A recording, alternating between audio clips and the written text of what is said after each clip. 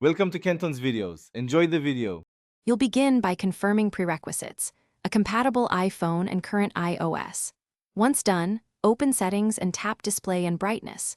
Make sure low power mode is off and battery is healthy. This avoids automatic dimming. Next, locate Always On and tap its entry to start configuration. You must also decide whether to show wallpaper, notifications, or both. These choices affect battery and privacy. Now that prerequisites and the settings location are clear, move to enabling and customizing the feature. You toggle Always On Display on. Do that now. Once enabled, customize visibility. Turn wallpaper on for context or off to save power. Make sure to set notifications to show only when needed to protect privacy. Choose Hide Sensitive Content if desired.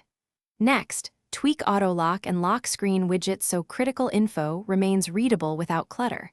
Because you control widgets, you can prioritize battery by removing animated or data-intensive widgets.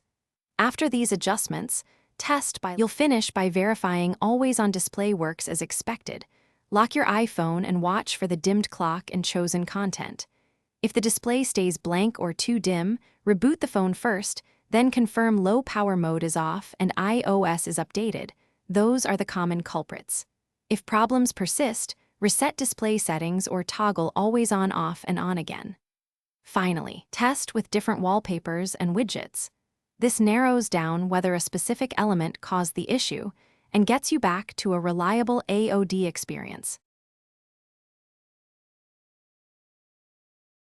Thanks for watching. Consider subscribing if we helped you.